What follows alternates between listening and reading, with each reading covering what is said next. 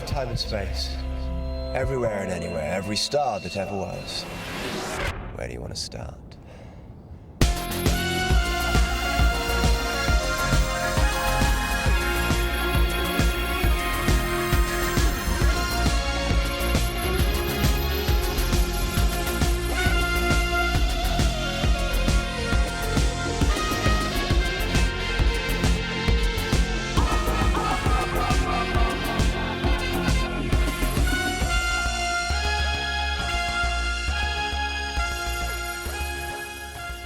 Hello, I'm Mark and welcome to All of Time and Space.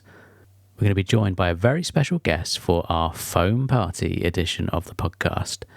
But before we catch up with Andy, let's see where we are in the story. Returning to Earth in the 21st century, the Doctor, Jamie and Zoe immediately find themselves caught in the midst of a crisis. TMAT, a form of instantaneous transportation essential to the smooth running of life on Earth, is going disastrously wrong. The Doctor discovers that the TMAT base on the Moon has been taken over by a group of ice warriors, led by the villainous Slar. Their home, a desolate and dying planet, the Martian invaders see Earth as a world ripe for conquest. But before they can colonise Earth, they must dramatically alter its atmosphere. And so they unleash the seeds of death. And we'll be back after this. Oh! Oh! Stop! You must be destroyed. You've got no orders to kill me. Your leader will want to speak to me. Humans are our enemies. But I can be useful to you, like Fusham. Your leader will be angry if you kill me. I'm a genius. Genius. You will come with me.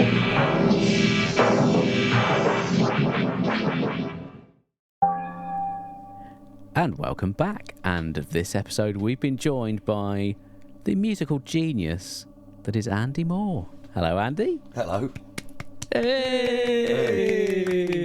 I'm a genius. It's the star of the show. Star of the show. You make all the best bits of this programme, and it's nice to finally have you front and centre in an episode devoted to a story from Doctor Who's history. Well, thank you. I always like to be front and centre. Oh, sorry, I thought I was on hamster with a blunt penknife there for a second. Oh no, we haven't started flirting with you yet, but I'm sure it'll only be a matter of time. I can do. Hi, Joe. Hello, Joe. I can do the sexual innuendo. I'm crap at flirting, but right. Oh, he's good. So what I'll do is to kind of create that hamstery vibe. Every time anyone says anything even like 1% smutty, I will snigger like perhaps a 12-year-old boy. Yeah. Also, if you slag off the Moffat era as well, that's generally their thing, isn't it? I could try slagging off the Moffat era, but a little bit of sick just comes out every time I try. I can't. Yeah. I can't buy Matt into Smith, that. particularly. I love that. No, I can't. I can't be mocking Clara. that. So yeah, but hi Joe and hi Andy, and I'm just going to hijack the next 5 minutes of the podcast, because with no further ado, I think, Mr. Moore, it's time for you to face the full might of the fully armed and operational Mind Probe. Not the Mind Probe! You are authorized to use the Mind Probe. What?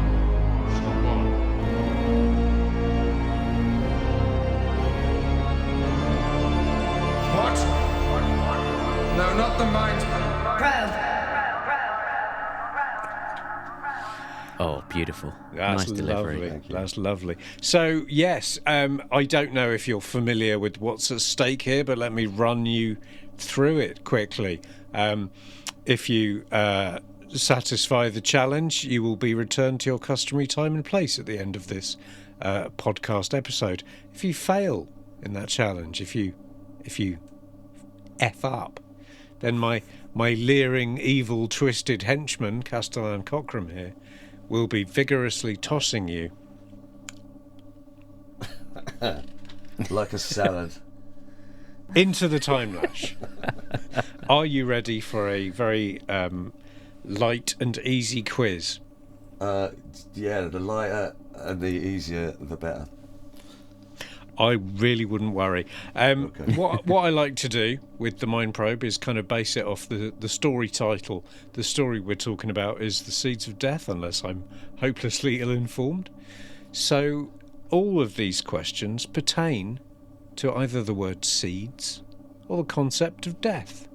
Ooh. It's a light-hearted and fun meander. Lovely. So if you're ready, I will begin. Yes, sir. Okay, question 1. What seeds did FBI agent Fox Mulder famously snack on throughout the X-Files? Oh, I can't remember. It's got to be sunflower, though, right? It was sunflower seeds. Oh, he's off the mark. He's off the mark. Question 2. Who joined David Baddiel and Frank Skinner to record Three Lions in 1996 and 1998 and 2006 and 2022? Sorry, I just dozed off while we were listing all those. It's the Lightning Seeds. It was the Lightning Seeds, yes. Brilliant. Brody. 2 for 2. So, question 3. Which seed appears in the season 16 story, The Reboss Operation? Oh, I like what he's done there. Oh, blimey. What was his name? I can't remember his first name. Graham. I thought you were going to go into like a real Phil Daniels bit of what's his fucking name? It's Paul Seed. It is Paul Seed. It is Paul Seed. Also, he went on to direct stuff as well, didn't he? He did, yeah. Yeah, but multi-talented. But not talented enough for you to remember his name. No, I'm feeling ashamed. Sorry, Paul, if you are listening. Well, you had to get one question wrong, and believe me when I tell you that was it. Question 4. What is the best Doctor Who story with the word seeds in the title? Oh, that's Seeds of Doom. He's correct. That is another easy one there. Question 5. What Doctor Who story features Demeter seeds?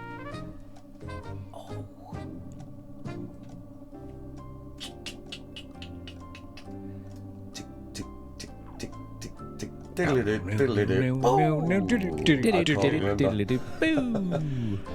was.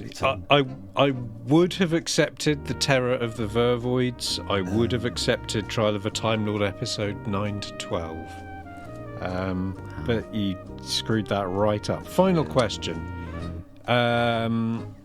You're gonna get at least 50%, even if you get this one wrong. So you've not covered yourself in too much shame.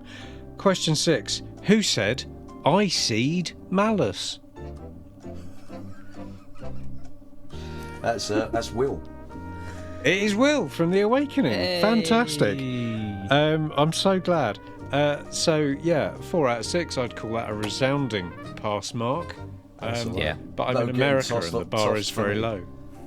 No getting tossed off for you. No Tinsley death for you. Once again, the real loser here is Mark, who has to go home empty-handed. Right, that's enough of that bumfoolery. Mark. Yeah. Oh my God. I can't believe we've got to this story already. It is just an all-time classic for me. I might be shooting my bolt a bit early here, but it's just, from start to finish, it's just incredible. Tom Baker, when he jumps through that window and punches that guy, and that scene where the person gets dragged into that mincing machine and they're going to be turned into mulch and fertilising and then he's playing in his green cathedral. Andy, do you want to tell him, or shall I? Well, I don't know, because I thought we were doing the Seeds of Darth, which is obviously the Star Wars prequel. Yeah, Tom Baker. the gardening show on the Death Star. Welcome back to my garden. This week I'm looking at begonias. Don't worry, I'll be recycling this joke for when we get to the Seeds of Doom. You can do it in reverse. Yeah, exactly. Yeah, that'll be worth listening to. Well, in about 50 years' time, but yeah. So slowly but surely. Yeah. Seeds of Death, Mark. Seeds of Death. Yeah. Yes. Yeah. Mm. A second outing for the Ice Warriors. Oh yeah. Now, is it fair to say we weren't exactly enamoured of the original Ice Warriors story? Found it a bit dull, pedestrian? I think it was a plodding kind of run around with a lot of very slow pacing and lots of padding, lots of things being dragged out needlessly. So Cleggy being chased by a baby bear. Yep. Yeah. So Shuey McPhee. Yeah. Shuey. So it wasn't all bad, but yeah, it wasn't our favourite. It wasn't the best. It wasn't the best of. I think did it come bottom in that season for us? It was down around the bottom of the barrel there, wasn't it? Yeah. So expecting very much bigger and better things for this, their second adventure. Well, the only way is up, as Yaz and the Plastic Population once sang. I'd love to see an episode of Doctor Who where he takes on Yaz and the Plastic Population. Wow. Presumably they're Autons. That's Autons. Yeah. Autons written that'd be great. Yeah. But until that happens, we've got to talk about this old black and white nonsense. Well, yeah.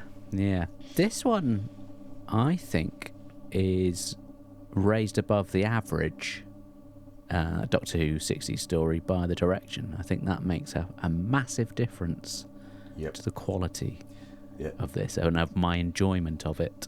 Ian's now looking at the floor like, I can't agree with that. Just that opening shot. Where he's panning across from behind the moon and you're looking at the Earth.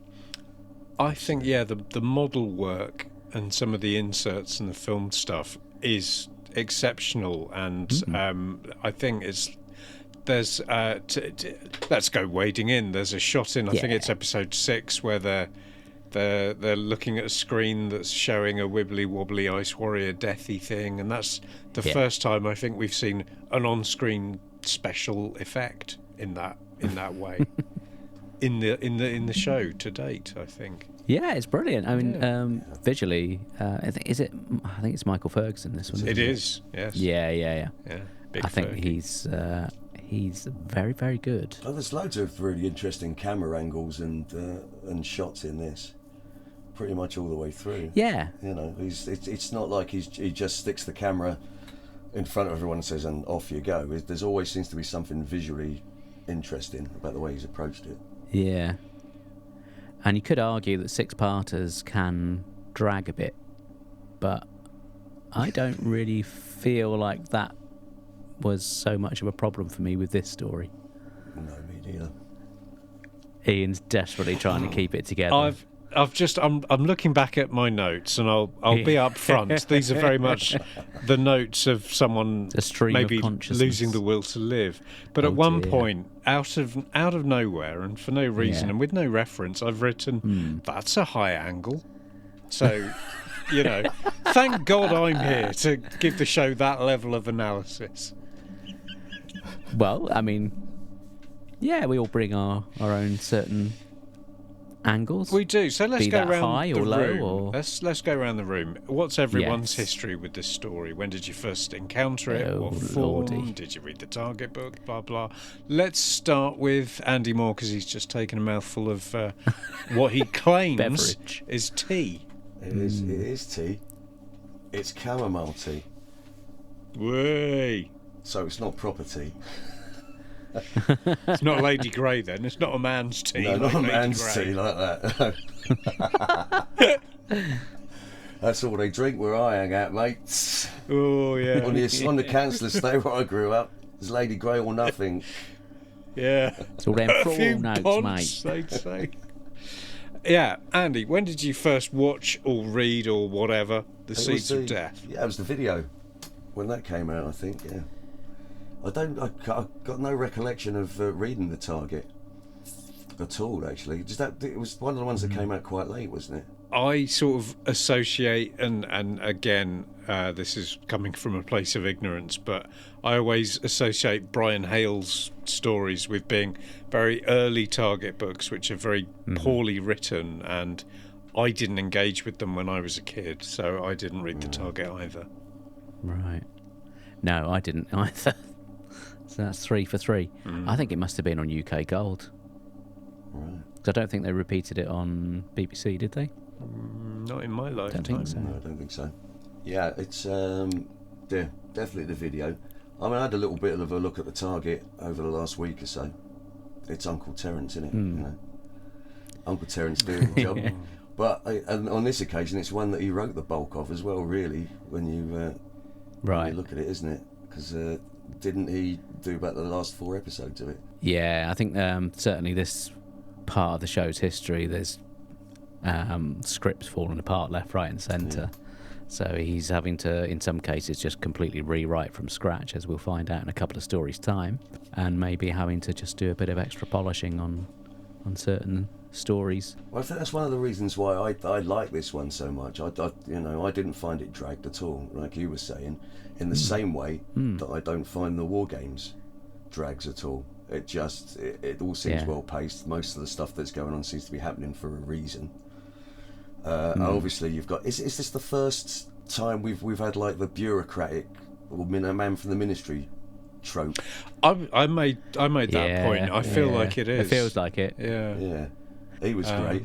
How are all these things? These things aren't connected. Bucket of sand, you say? Bury my head in it, you say? We had a touch of that in the War Machines, didn't we? A little bit of that. But I think that's definitely setting up a trope for future series. Spoilers, everyone. Do you know, I think, and I can't find my note now, but I think that's pretty much word for word what I wrote down. There's a guy from a ministry being a dick. I hope this doesn't go on to become a massive trope in the show. So, yeah. Wow. One thing that sadly didn't get carried forward into future series was the idea of having futuristic costumes that look like everyone's wearing massive Bridget Jones pants on the outside. I mean, what were they thinking? Now? They were. I mean, just why? Just why would you? Now, obviously, Miss Kelly must have put her foot down and said, "Look, if I'm going to have to wear that, I want the one that doesn't look so obvious." Yeah. And then you've got the old codgers wandering around in their massive Y fronts. It was. It was a choice. It was a choice that didn't need to be made. Don't forget the briefcases. It was an easy open goal for the production. Let's not have costumes that look that bad. They could have gone with that, but no. That said, though, just to redress the balance slightly, I thought the Ice Warrior leader's outfit was pretty cool by 60s standards. Yeah, it was pretty good. I prefer the Grand Marshals with all his bit. Oh yeah, he's very bling, isn't he? Yeah. I mean, I don't know whether that was supposed to look like it was bits of frost or ice, because he's in could be a colder environment. I just assumed he was auditioning for RuPaul's Drag Race for the next series, but or either that or he's in Funkadelic. Yeah. Oh, nice. Yeah. Just been off down the disco with those Mevellans. What do we think of the cast in this? I rather like them. Great. It's good to have a strong female character. I know we've got Zoe on board now, so she's kind of filling that particular role. But it's when you've got people coming in, it's good to have a bit more variety. Although we are still sadly lacking a bit of diversity elsewhere. It's a bit of an old white sausage fest, isn't it? It's yet another story where this global operation, the TMAC company, is only run by aging fat white men in massive pants. Apart from one woman who, because of diversity quotas, they've got one woman. She's the only person on the planet who knows how TMAT works. I was going to say, she's the only one who actually knows what the hell is going on. And here's my thing. By the time you're disbanding the rockets around the world and moving on from the space program, and you're kind of predicating the whole of human survival on the TMAT, wouldn't it make business sense to sort of cascade train a few other people so that more than one person knows how it... Is that just me? Well, I'm sure we've all worked in places in the past where you've got someone who's got a very specialist role and they very much hold on to what they do, and then they don't so you think, share that with anyone else. You think she's actually a bit of a... I think she's pulled the ladder up after herself there. Yeah, no, you might be right. She looks the type who'd go straight off to the shop steward if there was any demarcation going. Everybody out. Right, closing the TMAT. Yeah. So she's incredibly capable, and then at the other end of that spectrum we have Fusham, who is less so. Well promoted above his ability. We've all met those as well, right? Yes. I mean, I like the fact they set that up literally straight away. They're like, basically set up that Fusham is a complete dick. And don't waste any time about it. It's great. They sort of use haircuts as a way of denoting that. It's people with the really bad hair that seem to be the really egregious characters. Okay. Certainly in this, there were the two guys with like in part 1 I wrote down, there's some big hair going on here. In episode 2, that big hair had got a bit bigger still. I mean, it was. And by the time Troughton comes back, 60s his sideburns are halfway down his face. Yeah. We're not quite talking Bennick levels here, but there were some bad haircuts in there. Now I'm just thinking about Bennick. Ian's got all misty-eyed again. Yeah.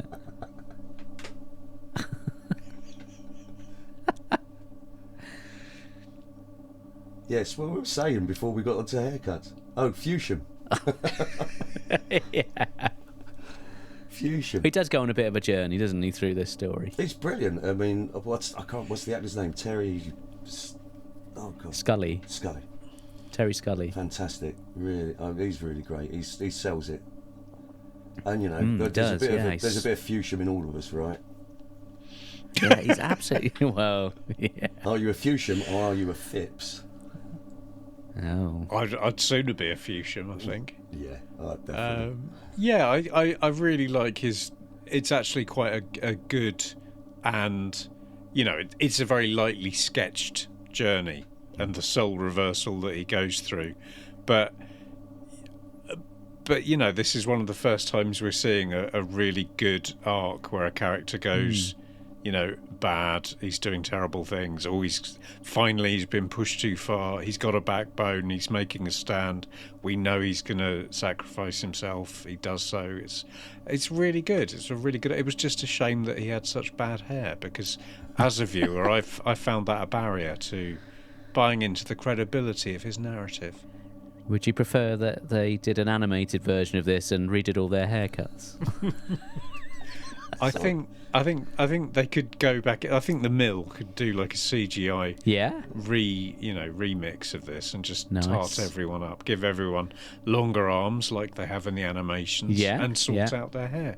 Now you could get in a specialist advisor, sort of a bit like an Ian Levine, maybe someone like Michael Fabricant. That would be good, yeah. Because if there's one man who can lead the nation in what's good hair and what looks ridiculous, it's Fabricant. It really is. Can I just circle back to the very start of episode 1?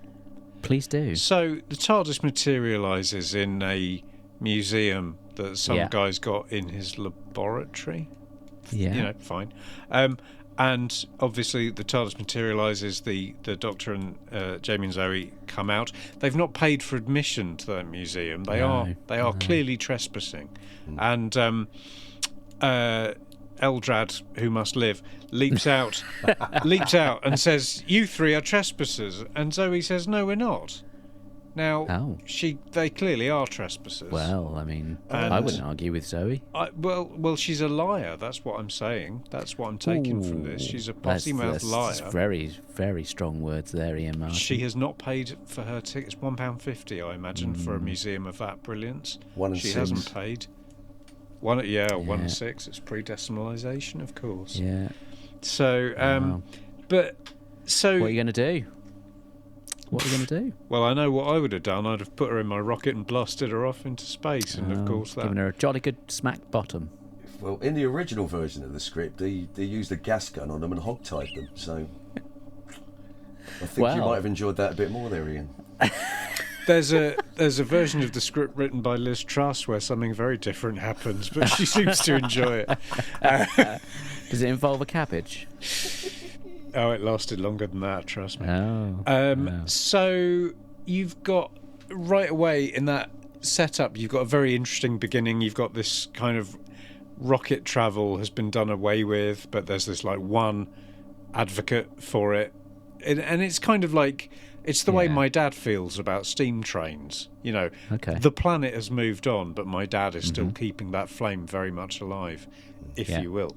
And he's that sort of figure, and he's got his own little museum in the corner of his laboratory where he's still secretly building rockets that no one knows about. He's got a fully operational, ready-to-go rocket. Yeah, how tall would you estimate that rocket was? Probably, 40 feet, 60 feet, 100 feet? Probably about just over 8 feet. 8 feet, okay. Yeah. Even so, I don't know how he's keeping that thing quiet. Well...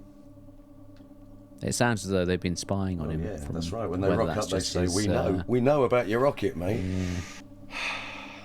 So this whole TMAT setup's got sort of institutional paranoia, and they're constantly monitoring. Well, it's the big government, isn't it? Big government. Yeah. Big rocket. There's a lot of political threads we could tease out of this. TMAT, though, what do we think of the way the TMAT effect actually works there? Because it's a brilliant effect. It reminded me of Rent-A-Ghost. Do you know when the character Dobbin would appear and disappear? Yeah. I was waiting for them to sort of go and do the little jump up and down. You know, but given that it was a crap effect, it was done, I think, pretty well, and at no point did they get it glaringly wrong or anything. So that was very sweet. I mean, I like a bit of wibble wobble at the very least in the transporter effect. Or a bit of a fade in and out, like roll back and mix. Come on. Yeah, I feel we were cheated by the unexpected level of competence in this story. Which, you know, I will say though, I did feel like my ability to really suspend my disbelief was slightly challenged by a story where government is actively spending money on something that will benefit the people that they serve. That's true. That's not really how they tend to operate, is it? Oh, hello. It doesn't seem so at the moment as we're recording. Just been joined in here by my dog. Hi, Indy. Don't let her. You guys carry on. I'll just have a moment. Okay. Yeah. Yeah. It just seems very unlikely, really, that you'd have a government actually putting money into something that's going to benefit the entire world, and not themselves personally. Yeah, well, they're transporting this food all around the world out of the goodness of their hearts, then.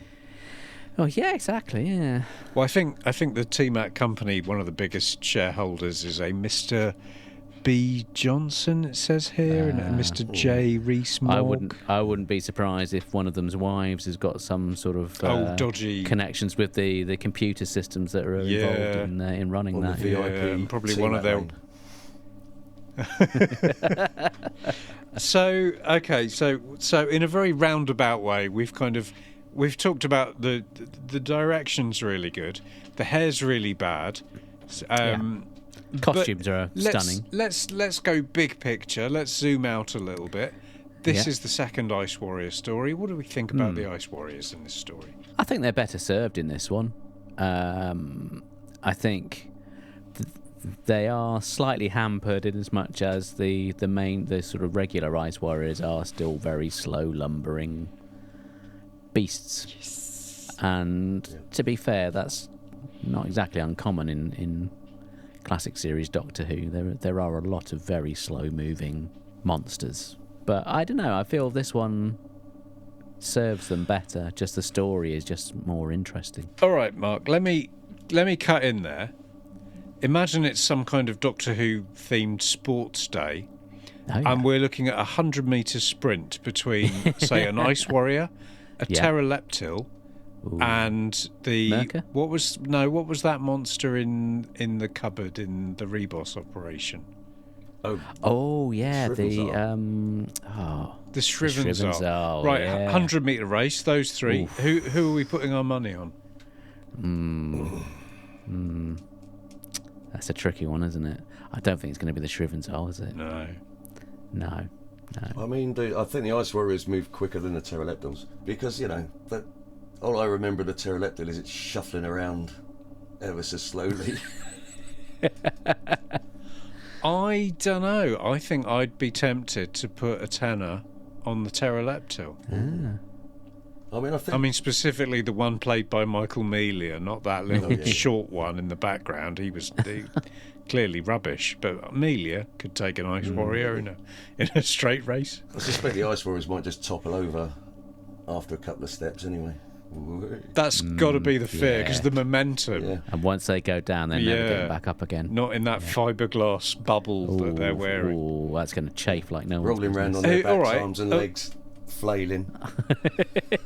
Of all the monsters that have ever appeared in Doctor Who is, imagine they were all in a running race over 100 metres, who's winning overall? Who's going to be the Warrior fastest? Robot. I was going Raston. I thought absolutely it'll be a Raston Warrior Robot. Is he going to run, or is he just going to leap up and then reappear at the end? I mean, he just moves too fast for us to see, doesn't he? So, Oh, that could be it. Yeah. That was an interesting little aside. I'll be doing more of these Doctor Who related sports day, because a Dalek would win the egg and spoon race because it's got that little sucker it can transport. Exactly. You guys carry on talking in a grown-up way about this story, and I'm going to write some fan fiction about a sports day at Coal Hill School. Carry on. It could be like a sort of Doctor Who Grange Hill mashup. Oh, lovely. Yeah. That'd be good, with Danny Kendall and everything. Flip with it, Tucker. Sorry, I tried to rescue the show and I've immediately dragged it back off course. Ice Warriors. Yeah. Yeah. Where did you first see the Ice Warriors? Because for me it was Curse of Peladon. So I've been working my way backwards. I think it would have been for me as well. Yeah. Because obviously the big reveal in that is that they ain't the bad guys. So, I think I probably would have known enough about them to know that they were expected to be the bad guys. Yeah, I mean, you can get it from the context and everything. It's just it's quite interesting seeing it that way around, you know? Yeah. And why the monster of Peladon was such a disappointment when all you did was flipped it back again. What did I do last time? I know. It's a memorable design, isn't it? It is. They're not necessarily the greatest monster, but it's one that certainly, I think the cover of the original story, is it Chris Achilleos did that one? I think it was. Yeah, that lives long in the mind. I wonder if they maybe brought the Ice Warriors back specifically because those costumes had cost quite a lot to make, and they wanted to get a bit more use out of that because it was a big investment. But I think they'd obviously realised that there were shortcomings to what they could do, hence why they brought in the new boss character, which I think helps a bit. I was disappointed we didn't have Bernard Bresslaw again. Are you going to give us your Bernard? Oh, ding dong.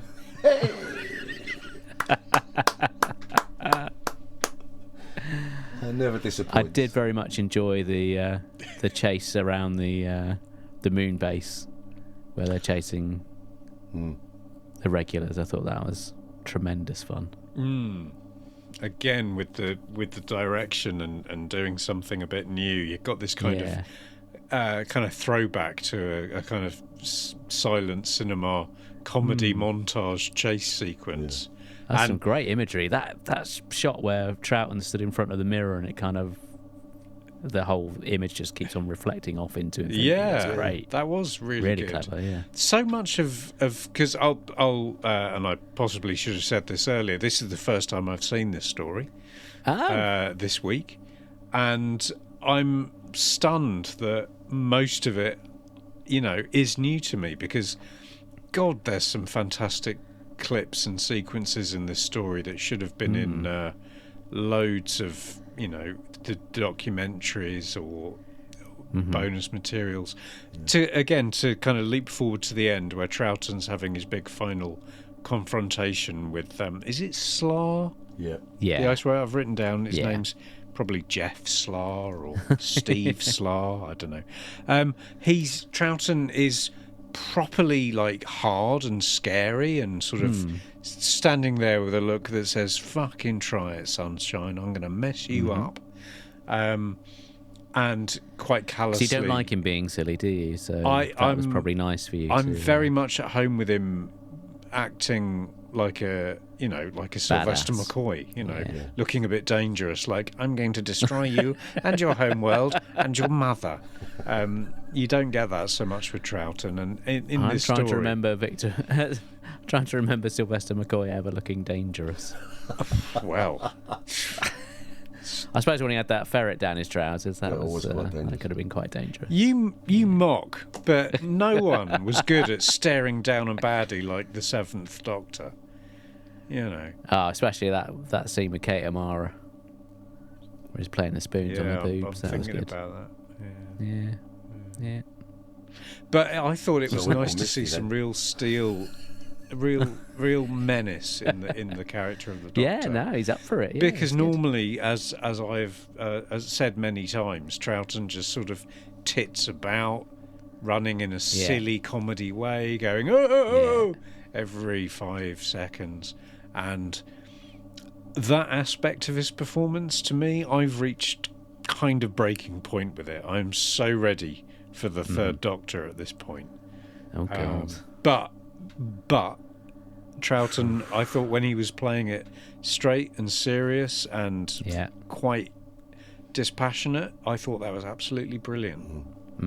I thought a lot of the model work was brilliant. I thought, as you're saying, the mirror sequence, some of the silent kind of sections where you've just got people following each other or whatever. Yeah, absolutely. Visually, this was a really good story. We've got to mention the foam machine. Yeah, so I've got Troughton is titting about in a studio full of matey. Slar spreading his seed everywhere. Oh, it's so good though. I think it's brilliant because it's again as a kid, it's something you can absolutely replicate in the bathroom. You just put too much matey in the bath and you've got your own BBC foam machine, and if you bring your figures into bath time you can have a little foamy adventure. But of course I don't do that anymore because I'm a grown-up. Not since the wife told you off for last time. It's the neighbours downstairs when it started dripping through the floorboards. Yeah. Bloody killjoys. Got no time for them. Leave me alone with my bubbly goodness.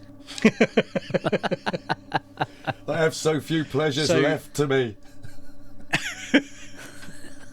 So in the film inserts in like episode 5 and 6, did they literally go out to like some heath somewhere? I think they did. And say, right, cover this whole heath in foam. Can you imagine Julian and Sandy walking along and then bumping into that on their way home? Jesus. Boner the jizz mound, he might say. At one point you can see Wendy Padbury cracking up when he falls over coming in through the door. Yeah. Which is a nice moment because he's still being character. But it's going back to what you were saying earlier about setting up for things we see later. We are getting that sort of juxtaposition of having the aliens put into real life locations that you can sort of imagine being in where you live. So that's another little teaser for what we're going to get in the next season, I think. Yeah. It's a short hop from a foamy ice warrior on a heath to a Yeti in the toilet in Tooting Bec. Well, exactly. Yeah. Every house in Tooting Bec comes with a Yeti on the toilet. It's standard. Are you sure it's not just some kind of like handcrafted cloth cover to keep the thing warm when you sit on it? Knitted by me now. I think Pertwee's just seeing Yeti where there are no Yeti to be seen. He just likes a Yeti.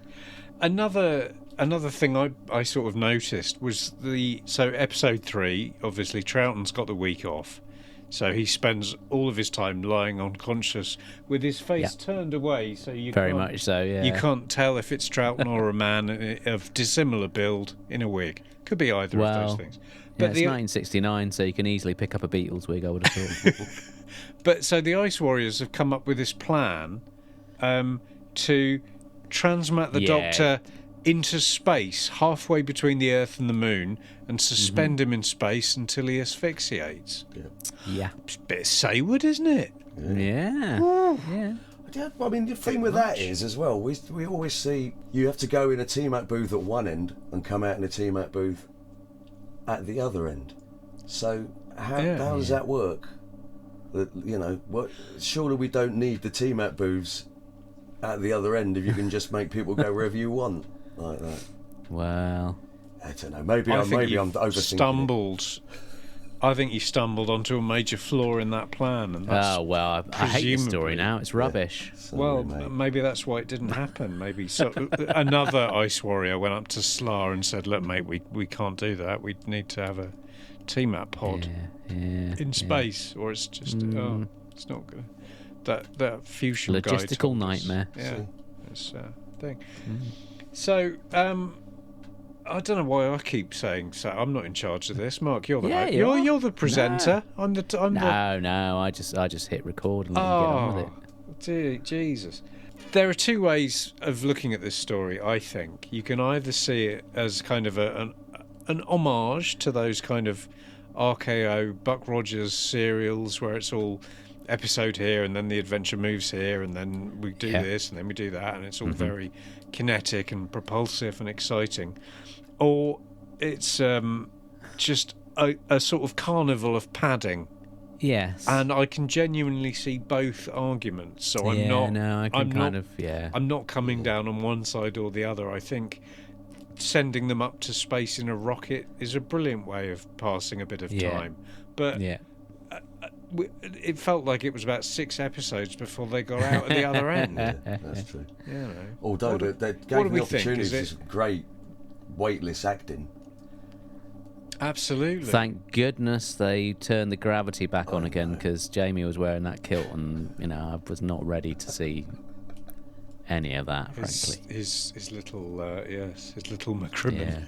It did take ages to get him into the acting. Phantom Piper. If that was Colin Baker, people would be complaining. It took a whole episode for him to get in there.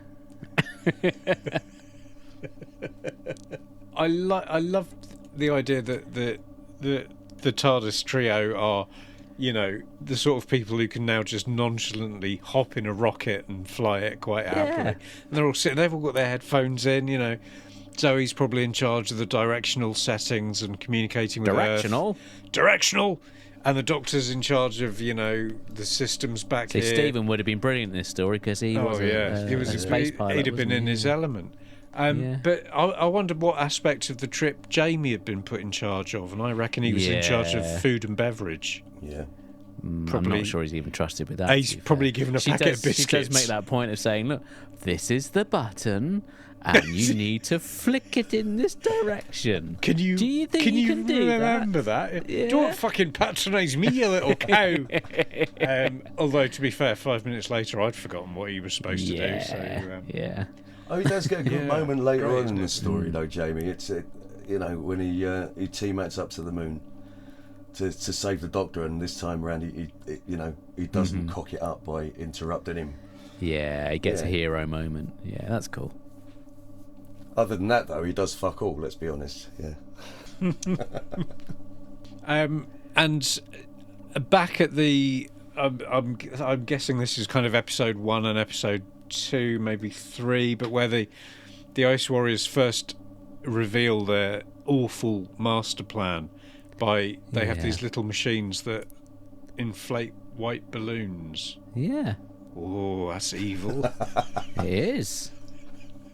I wasn't necessarily paying absolutely rapt attention, so I've sort of I'm writing my notes, I'm glancing up at the screen, and they've got a tube that inflates balloons, and I'm thinking, is that part of their plan, or is that from the prisoner, just them showing off? Well, they've got a sideline in children's parties. I was going to ask, yeah. So okay, that's answered that question. I'm building up to making a case. I mean, their plan is it's an interesting plan, because they've basically spotted this weakness, and they've swooped in to exploit it.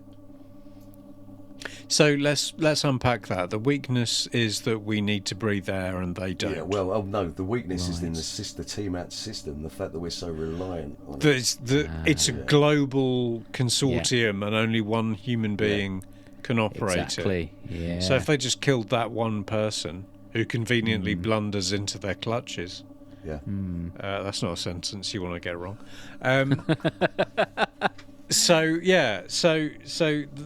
That's their plan.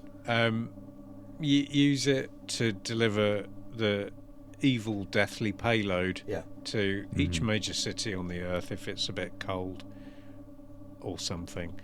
And then this foam will appear, and everyone will slip over in the foam in a comedy way, and they'll all die. I mean, the fatal flaw in it is that, rain gets rid of it. Yeah, I mean, a light smattering of research on Earth, and it's there's a fairly considerable percentage of water in the makeup of the planet. Yeah. It's like the only possible way they could defeat us is if they got hold of some water. And then another Ice Warrior says, so about that planet is 82% water. And he's like, oh, is it? Oh, fuck. That's right, we'll just turn the water. It's my plan. We're doing my plan. Yeah. But they've got loads of water. Even if you turn the rain off, they can just bring my plan. We're doing my plan. But what if they make a chain and just from like Dover to London, and they pass the bucket along? But it is a very sort of pig-headed approach to planetary conquest. I say that I've never tried to conquer a planet. I don't know if you need to be pig-headed, maybe, because you're not going to achieve anything unless you've got a certain, firm outlook. Everyone else would be too busy sort of umming and ahhing, but you need a leader like Slar who's just going to go wading in and go, I've got a plan, I'm going to deliver. I'm not going to deviate from it. I've got a plan, deliver, plan, deliver, plan. He's got an oven-ready plan. We all know he's a complete cock. But he's delivering, he's delivering, he's delivering. I seem to have wandered into one of those sort of vaguely political allegories that I'd like to... sorry, I'll desist. What do you guys think about how Troughton's bearing up in this story? I mean, I watched it a couple of times over the last 2 weeks. Obviously, with the, once with the commentary on. To hear bits and pieces. It wasn't that illuminating, but I don't. The first time round that I watched it, I thought, here he is. He's on autopilot now as he's coasting along. Particularly in the first couple of episodes, because he's coasting along to his holiday. He's thinking, not long till I get to go and visit one of my families.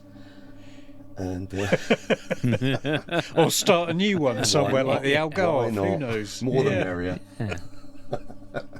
But it's just still immensely watchable for me, I mean, they all must have been absolutely knackered by this point, because I know they'd had that kind of thing where they just down tools and said, look, you need to sort out this schedule because it's just too much. We can't keep on doing this. And that does get redressed quite seriously in the next season, which obviously you got a different cast in that, but Yeah, I don't feel like there's a lack in quality from Troughton.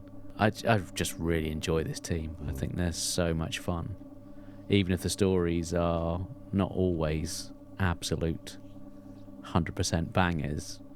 If those three in there, I think it makes up for a lot of the shortcomings elsewhere. Yeah, it was on the second watch when I thought, oh, well, you were completely wrong there, Andy. Look at this, little bits of business, all the stuff that's going on, Yeah. Just little things like slapping Zoe's hands away from the TARDIS controls and little bits of stuff like that. There's always something to enjoy in it. Yeah, I mean, I feel like because we all know that behind the scenes, Patrick Troughton was really kind of exhausted and unimpressed with the workload. Not at all, not at all. But I don't feel like that ever made its way on screen. I think he, much like Matt Smith, there is a kind of dilution of his performance so that he kind of at some point stops acting and just relies on this kind of muscle memory performance. But I think that's absolutely good enough for the stories he's acting in. And it's remarkably consistent, and we've got 2 stories to go after this, and he's had a week off, so he's just as good as he always has been, I guess. Same for Jamie, who just seems to be sort of younger and more energised and more up for it the longer he goes on. I don't feel like Wendy Padbury got as much to do in this particular story. No. Well, she was small enough to crawl through a vent. So, that's true. She was uniquely able to do that. Yes. Vent. Yeah. A lot of vent action. A lot of good comedy moments where people sort of spot a face peering out of a vent and they're like, oh, fuck me, there's a man in a vent. It's like they've never watched any science fiction and therefore are utterly unprepared for that trope when it becomes part of their day-to-day life. It's Eugene Toombs. Yeah. So, great TARDIS team, good Ice Warrior action. The cast were wonderful. Harry Taub. What? Harry Taub. Harry Taub. They keep killing Harry. I want to begin this sentence with a young Harry Taub, but he must have been 50 in this. He looks it. I know. The thing was, though, in the 60s, he was probably like 29, but he looks about 50. But in old money, it's like dog years, isn't it? It's like, Christ. He was in it. There was a lot of very good. Sometimes it's difficult because the characters are objectionable, but a lot of really solid performances in this. The guy that played Eldrad, who must live, he looked a little bit uncomfortable a couple of times. He sort of, I'm not going to go so far as to say he stumbled, but he flirted with stumbling. Billy Fluffs, maybe. Bit of that going on, but he's an elderly balding man in a really nasty sort of, I resemble that remark. Waistcoat thing. Gilet is the word I want to use. He's old. He's confused. He thought he was turning up. He's put his pants on over the top of his trousers. Yeah, he thought he was going there to record an episode of Last of the Summer Wine. He didn't know what he was letting himself in for. But on the whole, I think every aspect of this story, or the production of the story, I think every aspect of it was really motoring by this point. And it's like this is a tricky mid-season story amid a sea of stories falling through and things being a bit, make it up as we go along and I'll keep the plate spinning. But you don't get any sense of that. This is really well directed, well acted, well conceived. The only problem I had with it, really, if I can make one tiny comment, is that I found watching it almost suicidally boring. Oh, wow. Yeah. I think sometimes with these things, particularly if you're watching it for something like this, and you've got to try and be a bit more critical, I think sometimes your state of mind when you sit down to watch it isn't gonna sometimes help your enjoyment of that. if you're just thinking, if you're sat there on a Sunday afternoon, you think, oh, what shall I watch? I'd say, I fancy watching a Troughton, and you stick it out, stick it on, watch it for what it is. I think you can have a really good time with it. And there is that danger of just sitting there and just trying to pick it apart, and it just does. There's always going to be one thing you're, having to, whether it's, I have to read a lot of books for work, I have to watch a lot of things for podcasts. There's always going to be one where it's like, I'm really tired tonight and I'm not in the mood for this. I think if I was watching this story as like a 6-year-old, this might well have been my favourite story ever in the history of Doctor Who to that point, because it was so visually superior and kinetic, and you had all these different locations that were very exciting.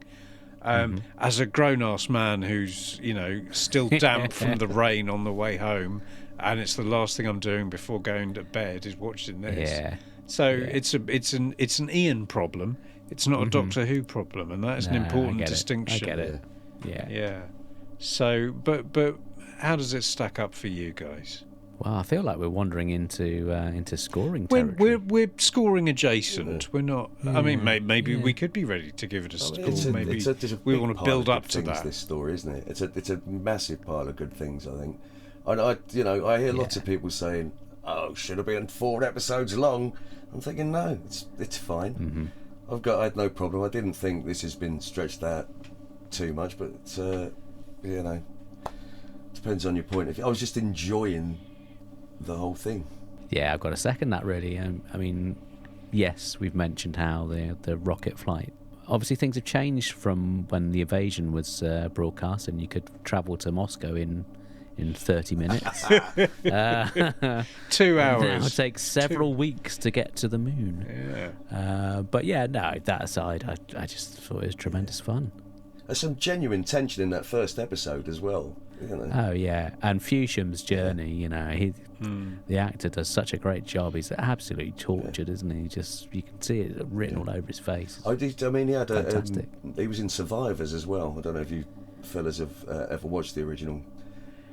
I've dabbled with that one. Look for the episode with him in it. Ian's shaking his head for audio listeners. But apparently he had a bit of a breakdown at one point. Terry Scully. Right. I think it was. I mean, you could just see how seriously he takes what he's doing. Yeah. So it doesn't really come as any great surprise. But I think it's to the extent that his character was recast in a later series of Survivors. Oh God. That's sad. Great actor, I think. Really good. Yeah, I thought across the board they were very good. They all took it seriously. They weren't acting like we're in a kid's show. Yeah. I mean, apart from the haircuts were the main sticking point, I think. But the haircuts got their own trailer. I mean, they were the real stars. Right. Well, unless you guys got anything else you want to chuck out there before we wrap it up, shall we give it a score? Yes. What are the scores on the doors? All right. Let's come to Andy first. What are you going to give this one out of 10? I'm going to give this an 8. I think it's not perfect, but I always enjoy it. No, that's sound. Ian, I'm really struggling. In season 6 of New Who, where the Doctor's got the TARDIS to run that diagnostic on is Amy pregnant or not? And it's yes, no, yes, no, yes, no. My internal giving this a score out of 10 is going 8-4, 8-4, 8-4, 8-4, and I think if I watched it again, knowing what I was in for and being able to just lean into that and enjoy that, I think it would be one of the stronger stories from the Troughton era. So let's go with an 8. I'll go with an 8. It's an 8. I like you've shown your workings. That's good. Yes. I'm going to give it a 9. Well, hey. I really enjoyed this one. Maybe it's because I haven't seen it for a while, and just coming back to it, and you obviously remember those sort of key points of the story, but just being able to sit down and revel in it and enjoy it for what it is, I thought it was tremendous fun. Absolutely. Well, that's excellent. Well, that's what we thought. Let's hear some of your feedback on The Seeds of Death. I've got mail. Okay, so first up on Twitter, we have heard from Fraser Gregory, Champion of the Damned. And Fraser says, in a season that's held together by Terrance Dix's sellotape and the TARDIS team's chemistry, this is a bang average story. It's basically a remake of the far superior Ice Warriors. Oh dear. But without the pace or character dynamics. Pace? Thank the Lord for Michael Ferguson, who shows why he's the greatest director of the 60s, early 70s, for injecting some visual flair into a story that really has foam where it should have plot. And the magnificent Terry Scully, who takes the role of Victoria replacement Fusham and adds real depth and emotion. Perhaps I'm being a bit harsh, as the rocket launch sequence is one of the funniest ever committed to the history of Doctor Who, and Miss Kelly is another brilliant 1960s female role. I think he's having a little dig there of doing a copy of another character. Is another brilliant 60s female role, but it's just 2 episodes too long. Still, Terrance had to learn his craft somewhere, and it might as well be here. 6 out of 10 for me. Needs more love triangles and bears. Well, you can't please everyone, can you? Thank you, Fraser. And next up, we've heard from Anthony Carroll. Hello, Anthony. He says, watched it on one of the first VHS. Remember trying to watch as much as possible before school. Love it, but has flaws. Dancing Ice Warriors on Earth T-Mat, and weather control lever is mad. Doctor quite brutal in it, and can't wait to get my outside underpants. 8 out of 10. Yeah, he's picked up on that beautiful bit of a flourish of design genius from the costumiers. Thanks, Anthony. Next, we've heard from Simon J. Hello, Simon. And Simon says, first saw this on VHS. Rocket Journey to Moon is exciting, and the Doctor's genius conversation is the Trout era at its most iconic. Shame I latched on to the overuse of the foam machine, as more Troughton episodes got released by the Beeb, but still a very enjoyable story. Thank you, Simon. And our next correspondent is Michael Storm, aka Sandman Jazz. And Michael says, my first encounter with the Seeds of Death was the Target novelisation, with that wonderfully evocative cover. And I recall that I enjoyed the book. Power of retrospect makes me realise that Terrance's economy of language and editing skills fix some of the issues of the story. I first saw the episodes on the 136-minute movie edit VHS with the slightly misleading colour front cover. However, the ropey quality of some of the prints used and the deficiency of the movie format made it a bit of a slog, and it stayed low on my radar. However, when the story came out on DVD in its sparkly Vidfire glory and in episode format, my opinion changed dramatically. The joyous commentary helped give me a new perspective too. Yes, there's a lot of padding and reiterating things established, but there are many things in the story worthwhile.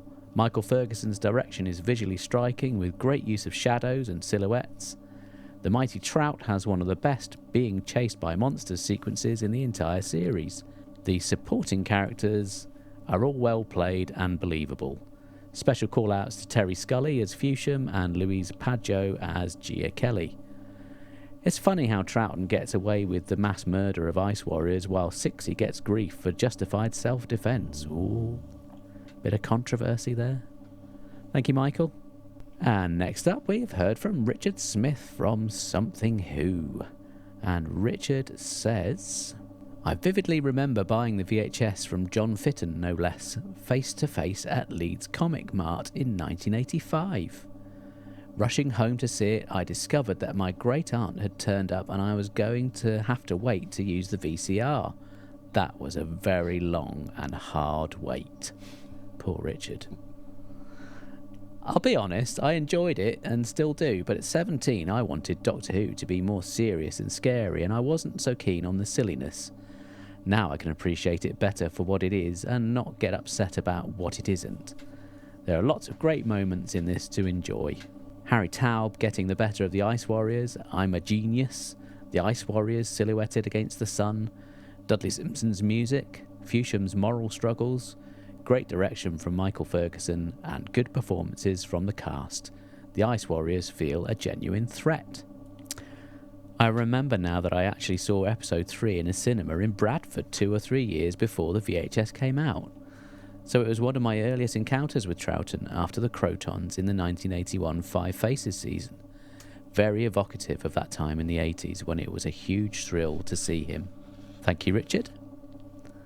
Chad Wilson has got in touch. Chad says, watched recently, loved the script and acting, Fewsham's tortured emotions throughout. Genuine menace from Ice Warriors, even if they are unable to turn their heads a little more to see people hiding badly. Yeah, I did notice that myself. A total reliance on T-Mat is a cautionary tale with relevance still today. Thank you, Chad. Next up, we've heard from 26 Glorious Years, and they say, always enjoyed The Seeds of Death for Ferguson's energetic direction and the fine supporting cast. The highlight being Terry Scully's portrayal of the beleaguered Fewsham. Such a pivotal role to sustain, and Scully was excellent throughout, a fine actor giving his all. Yeah, you get no arguments from us on that score. Next up, I have heard from John Hall. Hello, John. John says, I still want to know how the astral map ended up in Eldred's museum. Yeah, did you notice that? Yes. Ian's looking very blank. No, I did not. The astral map that they had in your favourite, the Web Planet, that was in the TARDIS. Oh. But somehow it's ended up in Eldrad Must Live's museum. Maybe the Doctor sort of gave it up as a tax loss thing. Could be. It's happening a lot these days. Okay, my next tweet is from Absent with Concept. And they say, maybe the worst example of a base under siege padded six-parter, which is a shame because the bits about it I really like, especially the wonderfully trippy base design and the ending of episode 5. Next up, we've heard from Thea Sigma. And they say, I love that they have an important role for a female character, as that was still rare in the 60s. Yeah, that's a good point. Next up, we've heard from the Puglia guys. And they said, we bought the video for £25 when it was first released. Ooh. Steep, isn't it? That's more than they spent making it. I do remember, we didn't have very many of the VHSs, and I remember my parents getting me Revenge of the Cybermen. So it must have been a bit after it came out, because it had the real ones, not the Earthshot ones on the front. But that still seemed like it cost an absolute arm and a leg. I can remember them being sort of stickered up for like £80 to buy, or you can rent it. So yeah, wow. My next correspondent is Mark Richards. And Mark says, a very enjoyable adventure with superb direction. The Ice Warriors are superior here to their debut, and a great strong female character in Gia Kelly. And just finishing up with the last few from me, we are heading over to Mastodon, where we've heard from David Moss. And David says, this is the zenith of foam in Doctor Who. I love how Padder's corpses or comes close to doing so when Troughton is struggling in the excessive mountains of foam. The script and guest cast see this as a gritty, hard sci-fi drama, but Trout is not long now in the role and is just hamming up his performance throughout the serial. The Ice Warriors are my least liked big 60s monster, but I think this is their best story, thanks to PT being so charismatic and charming to watch. Thank you, David. And we've heard from the other Anthony Carroll. Hello, Anthony. And Anthony says, many will have memories of it as one of the earlier VHSs, but I remember it fondly as one of the first DVDs I collected. I think it came with the 40th anniversary trailer, which enraptured me with one of the best trailers for the whole darn show. The story itself I found very clean. Everyone was on their A game. It was shot very efficiently, and feels like the last hurrah for the Troughton base under sieges. And lastly from me, we've heard from Trevor Smith. Hello, Trevor. Trevor says, a lot of fun. Ice Warriors are fantastic. The cliffhanger with Zoe pinned against the lighted backdrop while being menaced by the Ice Warrior is one of my favourites. Yeah, that's really well shot, wasn't it? Yeah. The scenes with the Doctor, Jamie and Zoe in the space rockets are great fun. Yes, they are. Okay, it's time for a bit of audio from Check's Notes. Some chancer called Andy Moore. That idiot. Oh, not that prick. Oh. Well, I mean, he has got those dodgy photos of you, Ian, so we are going to have to put it in. You ain't never getting them back, kid. Right. It's the late 21st, and ain't it grand? His team met for the common man. It can send stuff from coast to coast. Yeah, team that's the thing we love the most. But here comes Sly with his warriors green. He'll soon be rolling out the foam machine, and the fungus means it's hard to breathe.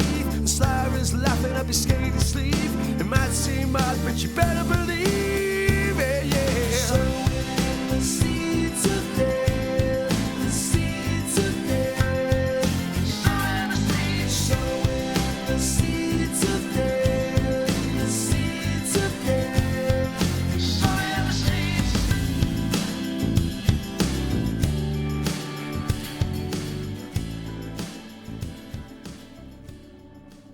Well, I think that's up there with some of your finest work. I Andy. mean, I can't disagree with you.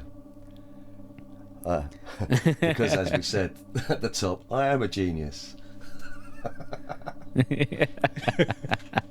You are a genius. You are a genius, and I always say that your bits are the best bits of the show, and that's largely It's always because nice they when are. someone compliments my bits. Well, we love hearing your bits. Yeah, we love all of you, Andy. We not love just your all of you. bits. We love, yeah. Ian, Hello. So, who have you heard from? I've heard from an awful lot of people, many of whom people really have a lot of opinions on this. many of whom I'm probably hearing in the wrong order. And this is very embarrassing, but the first person I've heard from, I'm not entirely sure how to pronounce it. I'm going to go with... no, I don't even know what I'm going to go with. Ayala Duvshi? Stop me if anyone knows what it is. But in response to the question, what do you think of this story? They've said, this story is 6 episodes of fannying about because nobody knows what contingency or backup means. Every last thing that could either help or hinder the world depends on just one character, and no two people in different rooms are allowed to talk to each other so that drama can ensue. Only one person can fix the T-Mat on the moon, but isn't stationed there. And only one ice warrior is sent to Earth to make sure the conquest can succeed. They might as well have got together for a blow football contest for control of the Earth, for all the difference it makes. I would watch the shit out of that. Or, as I said before, 100 metres sprint race, egg and spoon race, the sack race, I reckon. Can you imagine the Ice Warriors in a 3-legged race? Good Lord. I would pay actual pounds. I mean, the hips would slightly... They'd be a long way away from each other, but they'd be touching. Yeah, there'd be a lot of rope required, yes. So next I've heard from Simon Moore, brackets, the lovely, close brackets. He is lovely, isn't he? The story keeps your interest all the way through, helped by the 2 locations of the Earth and Moon. The supporting cast are, by and large, giving it their all, and everyone is on the same page. Sure, it's a bit hammy at times, but it all works for me. Absolutely loved this when I spent what was a small fortune to buy the Omnibus VHS in the 80s. Mindrobber and Crotons had been the only 60s episodes repeated on the ABC at that time, and I'd found them disappointing. We'll come back to that. This felt like a leap, and exactly what I'd been hoping for that era. Harry Whitley music. That's a shameless piece of self-publicism from that young Harry. Yes. Hi, Harry. Hi, Harry. Love you.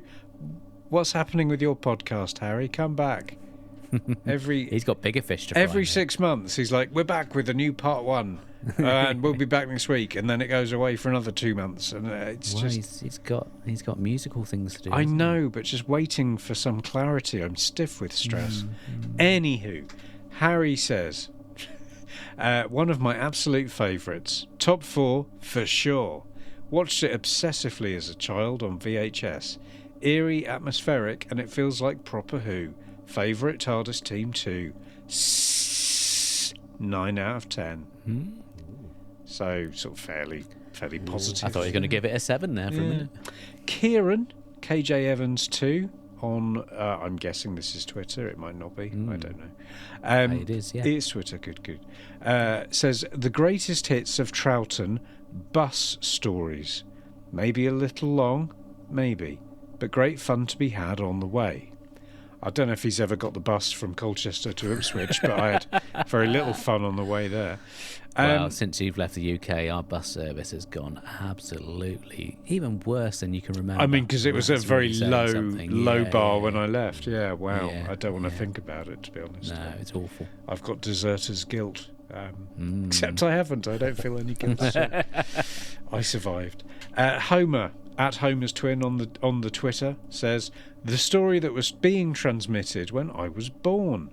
Due to this, I have a real soft spot for what is a straightforward Monster of the Week Ice Warrior story. Next up, we've heard from Philip Edney, at Edney Philip, who says, the Seeds of Death was probably my first VHS Troughton. We had repeats on ABC of Mind Robber and the Crotons, backing up what Simon Moore was saying. I like it when they all, give each other alibis. Yeah, they got their story straight. Get together, very, very dodgy. Mind Robber and the Crotons. But this felt new and extra exciting. I hadn't understood why the Third Doctor didn't trust the Ice Warriors, but now that all made sense. There are many memorable moments, but the chase scene and all the bubbles really stand out. You can see Wendy Padbury totally losing it as she lets Pat in with all the seeds, but there are no cuts allowed, so the blooper stays in. There is a question of the Doctor's morality as he fairly ruthlessly guns down the Ice Warriors with his weapon. So is the Doctor allowed to shoot people now?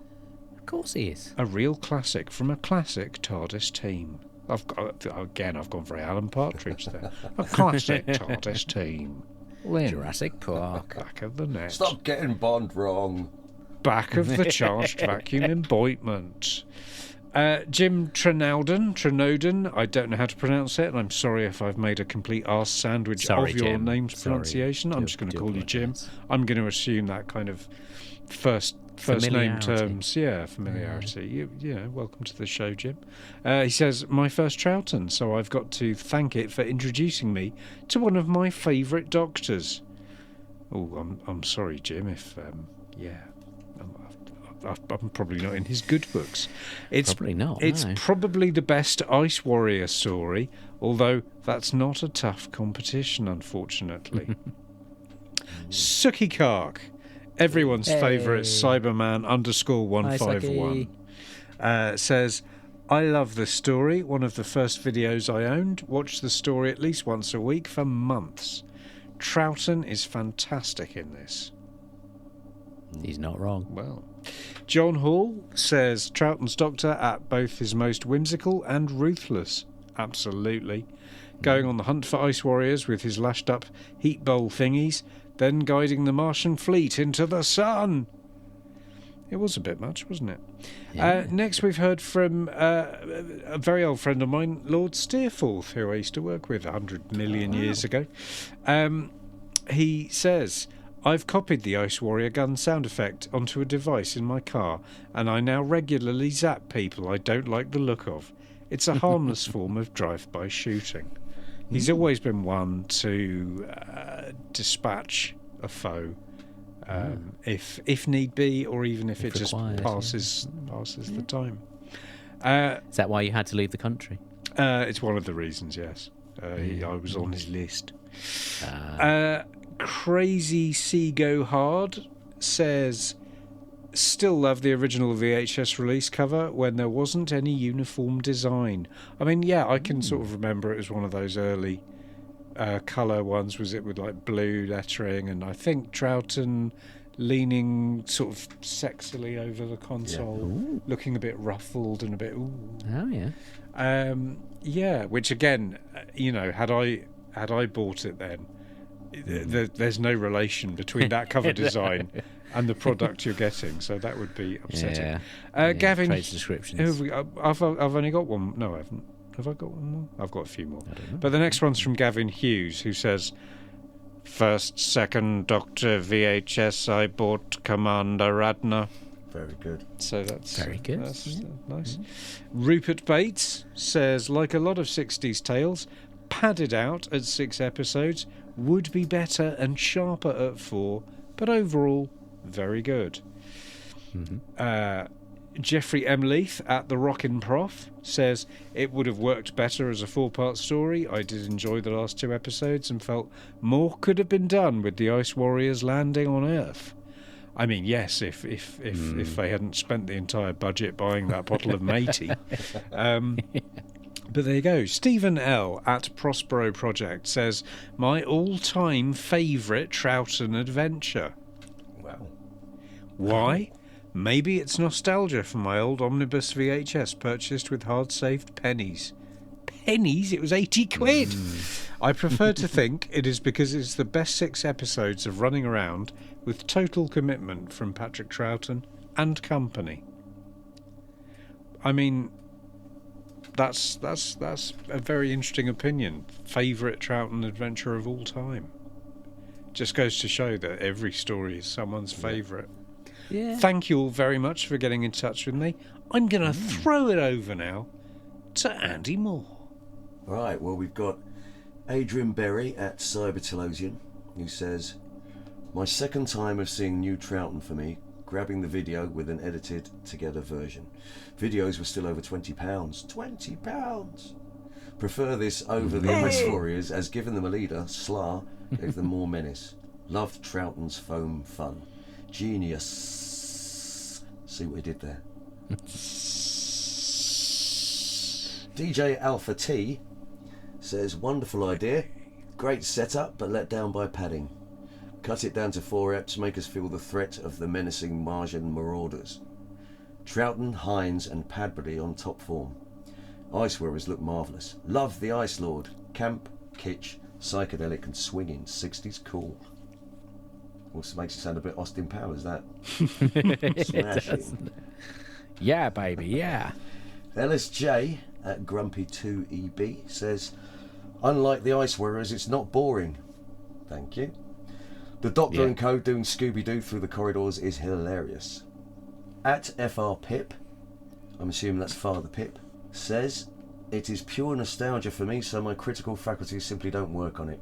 It's joyous, pacey, great characters and acting, ventilation shafts, a foam machine, inflating balloons, a highly sophisticated weather station and a countdown that goes all the way to 20. Perfect. Oh, and uniforms that highlight and emphasise the groin, even on civilians. Mustn't forget the groiniforms. Groiniforms. Groiniforms, yes, we've discovered a new word. Excellent. Simon Hart at Sci-Hart, I know him from my ears, says, absolutely brilliant. A fantastic TARDIS team having fun in the foam. The Ice Warriors are never better than here, I think. Yeah, I think you're probably right, actually. Yeah. A fabulous score too. I really, really love this, and it's sadly overlooked by fans much of the time because it dares to exist. Yeah, I think there's something in that. Dan Pin at DevonDan03 says, my first black and white and second Doctor story on VHS, so I'm very fond of this one. This is the Ice Warriors done right, full of threat and menace, never been bettered since. Love this TARDIS team, they work so well together. Great to have a strong female character in Miss Kelly. Love it. Not much to argue with there either. No, yeah, he's bang Nick on. Lawton at Ice Warriors 67. Oh, I don't Ooh, is he going to like it or not? It's on the fence. With the few Troughton Target novels around and seeing the Three Dogs and Crotons repeat, I still have no regrets making my parents spend an absolute fortune buying this VHS and watching the second Doctor actually move.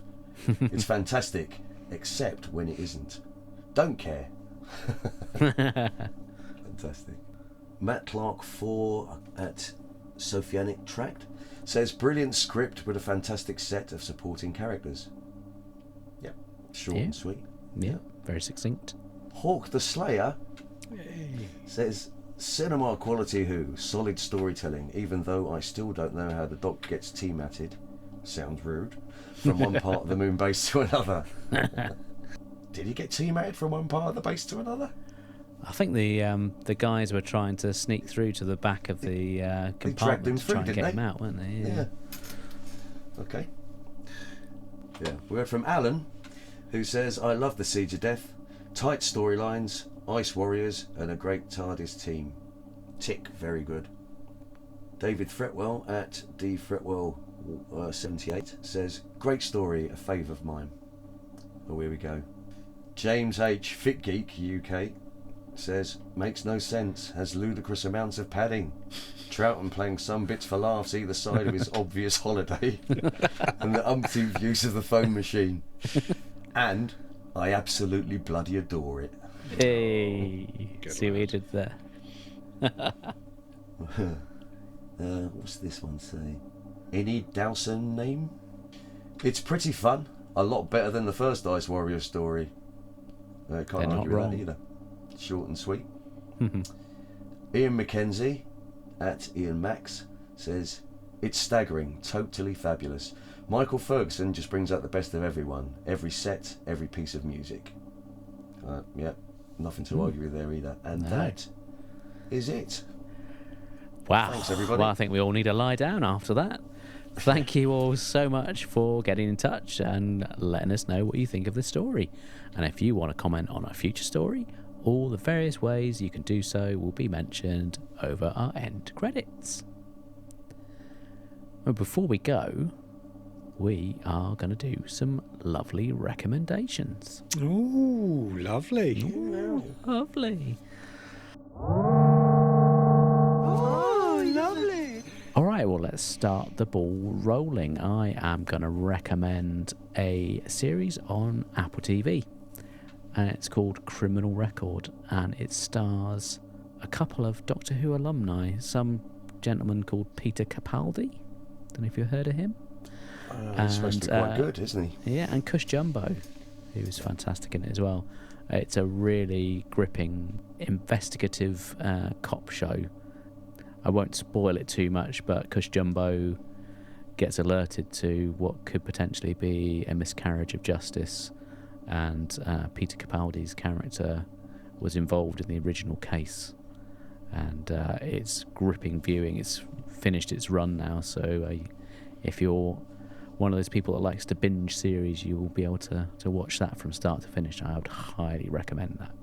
I second that. It's very good. Ian Martin, what would you like to recommend? Hello.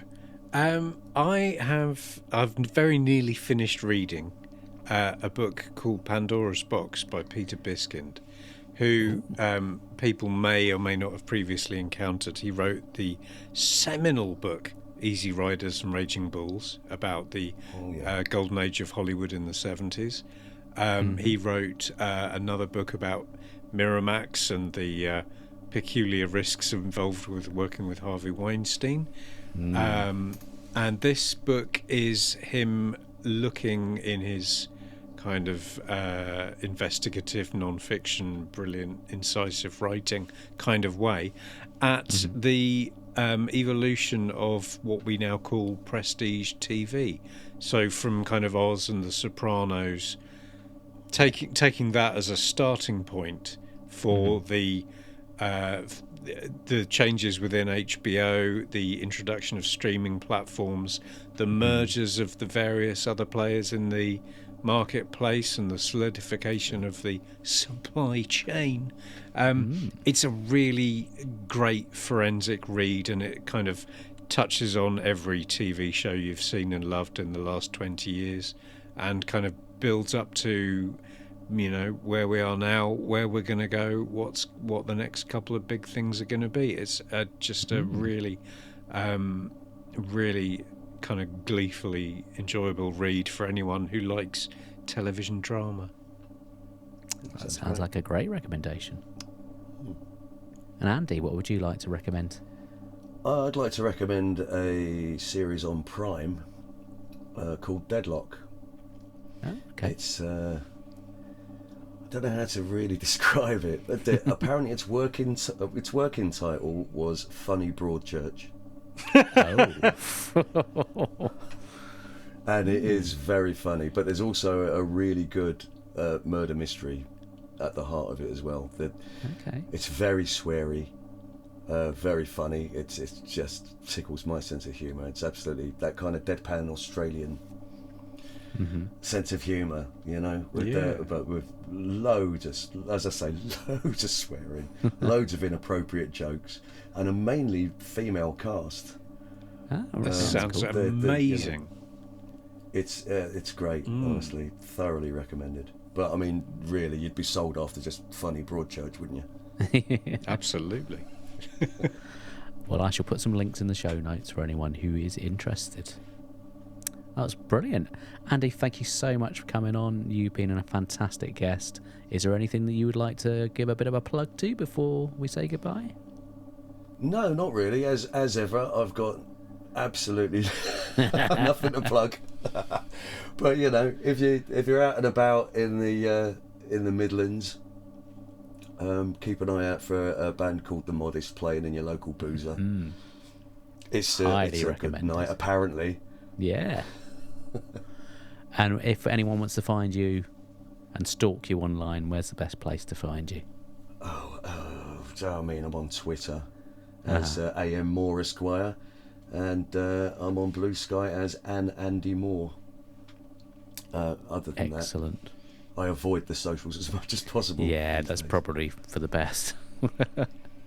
Andy, thank you again so much. It's been a It's been a great pleasure. It's really nice hanging out with you guys again. It's been a delight, and let's hope we get you back before we get the Ice Warriors back. So that's it from us. Next time around, we're going to be meeting the Space Pirates. Ooh. Hey.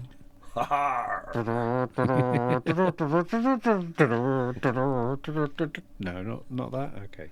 No. Okay. Sadly. No. Can I make a joke about masturbates?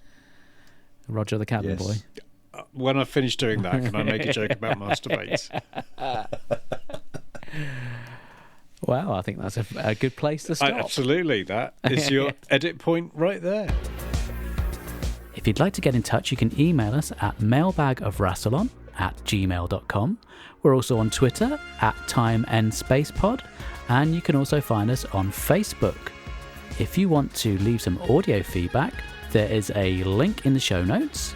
You can use your phone or your computer and leave up to 60 seconds of feedback, or if you're listening via the Anchor website, you can click on the message button and leave your audio. We'd love to hear from you.